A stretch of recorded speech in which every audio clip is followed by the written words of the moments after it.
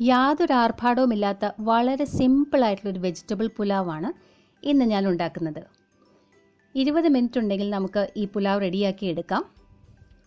നമുക്ക് പെട്ടെന്ന് കുക്കിംഗ് ചെയ്തു തീർക്കേണ്ട ദിവസങ്ങളിലും അല്ലെങ്കിൽ കുക്ക് ചെയ്യാൻ അല്പം മടിയുള്ള ദിവസങ്ങളിലും സൺഡേയ്സിലും ഒക്കെ തയ്യാറാക്കാൻ പറ്റിയ ഒരു കംപ്ലീറ്റ് മീലാണിത്.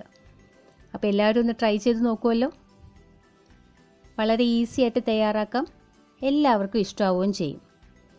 അധികം ഇൻഗ്രീഡിയൻസ് ഒന്നും വേണ്ട. ഞാൻ എടുത്തിരിക്കുന്നത് 1 glass biryani rice. Biryani rice തന്നെ വേണം നിർബന്ധമൊന്നുമില്ല, ജീരകശാല അരിയായാലും മതി. ഇനി അതുമല്ലെങ്കിൽ നല്ല ഇനം പൊന്നിയരിയോ പച്ചരിയോ ഏത് വേണമെങ്കിലും എടുക്കുക. ബിരിയാണി റൈസ് ആണെങ്കിൽ കുറച്ചുകൂടി ടേസ്റ്റ് ഉണ്ടാവുമെന്ന് മാത്രം. ഇത് കഴുകി വൃത്തിയാക്കി വെള്ളം കളയാൻ വെച്ചിരിക്കുകയാണ്. ഇത് ഒരു മീഡിയം സൈസ് ക്യാരറ്റ് ഗ്രേറ്റ് ചെയ്ത് വെച്ചതാണ്. ക്യാരറ്റ് അധികം ചേർക്കണ്ട. അല്പം ഗ്രീൻ പീസും എടുത്തിട്ടുണ്ട്, ഒരു 3-4 ടേബിൾ സ്പൂൺ. വേറെ വെജിറ്റബിൾസ് ഒന്നും ഞാൻ എടുത്തിട്ടില്ല.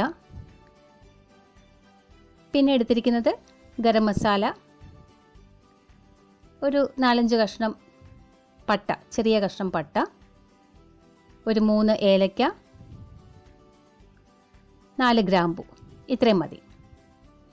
ഒരുപാട് മസാലകളൊന്നുമില്ല. സവാള, ഇഞ്ചി, വെളുത്തുള്ളി തുടങ്ങിയവയൊന്നും അരിയാനോ ചതയ്ക്കാനോ ഒന്നും നിൽക്കണ്ട, എളുപ്പത്തിൽ റെഡിയാക്കാം. ഞാനൊരു പാൻ ചൂടാൻ വെച്ചിട്ടുണ്ട്. അതിലേക്ക് 2 ടേബിൾ സ്പൂൺ നെയ്യ് ഒഴിച്ചു കൊടുക്കുകയാണ്. നെയ്യ് ചൂടാകുമ്പോൾ നമ്മുടെ ഗരം മസാല ഇട്ട് കൊടുക്കാം. നല്ലപോലെ ഒന്ന് മൂപ്പിക്കുക.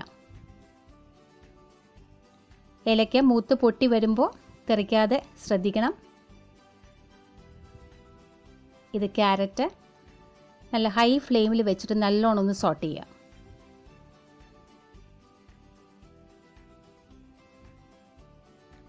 ഒരു മിനിറ്റ് ഒന്ന് സോട്ട് ചെയ്യുക. അതിനുശേഷം നമുക്ക് കുക്ക്ഡ് പീസും ഇട്ട് കൊടുക്കാം. ഇത് രണ്ടും കൂടെ ഏതാണ്ടൊരു 2 മിനിറ്റ് സോട്ട് ചെയ്താൽ മതിയാവും.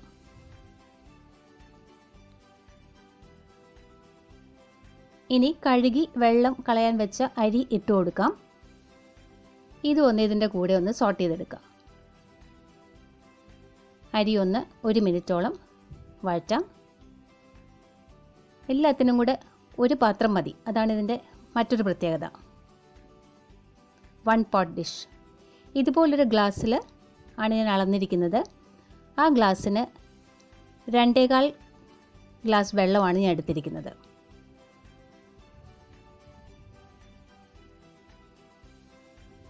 ആവശ്യത്തിന് ഉപ്പും ഇട്ട് കൊടുക്കാം.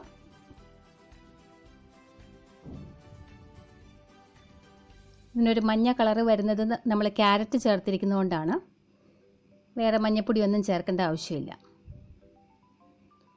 ഉപ്പിട്ട് നല്ലപോലെ ഇളക്കിയ ശേഷം ഉപ്പൊന്ന് നോക്കണം. ഇത് അടച്ച് വെച്ച് വേവിക്കാം. അല്പസമയത്തിന് ശേഷം ഞാൻ 2 പച്ചമുളകും കൂടി ഇട്ട് കൊടുക്കുന്നുണ്ട്. ഇത് കീറിയിടാം. മൊത്തത്തിൽ ഇത് 7 മിനിറ്റ് അടച്ചു വെച്ച് വേവിക്കാം. ഞാനിതിപ്പോൾ ഒരു 5 മിനിറ്റിന് ശേഷമാണ് തുറന്ന് നോക്കിയത്. ഇപ്പോൾ പച്ചമുളക് ഇടുന്നത് 5 മിനിറ്റിന് ശേഷമാണ്. ഇനി അടച്ച് 2 മിനിറ്റും കൂടി വയ്ക്കുമ്പോഴേക്കും വെള്ളമൊക്കെ വറ്റിയിട്ടുണ്ടാവും. ഓഫ് ചെയ്തിട്ടാൽ മതി, കറക്റ്റായി വന്നോളും. ഒന്ന് ഇളക്കിയിട്ട് ഒന്നുകൂടി അടച്ചു വയ്ക്കാം. ഒരു മീഡിയം ഫ്ലെയിമിൽ വെച്ചാൽ മതി. 7 മിനിറ്റ് കഴിയുമ്പോൾ കംപ്ലീറ്റ് ആയിട്ടും ഓഫ് ചെയ്തിടുക. ഒരു 10 മിനിറ്റിന് ശേഷം നമ്മൾ തുറന്ന് നോക്കുമ്പോൾ വളരെ കറക്റ്റായിട്ട് വന്നിട്ടുണ്ടാവും. വെള്ളമെല്ലാം നല്ല പോലെ വറ്റി പാകത്തിന് വന്നിട്ടുണ്ടാവും.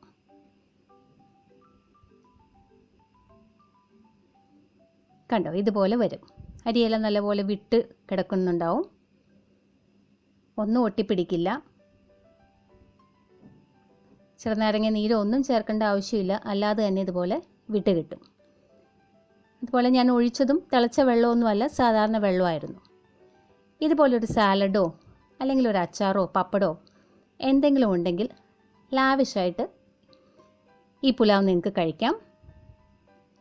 അപ്പോൾ ഈ റെസിപ്പി നിങ്ങൾക്ക് ഇഷ്ടമായെന്ന് കരുതുന്നു. എല്ലാവരും ട്രൈ ചെയ്ത് നോക്കൂ. Thank you for watching.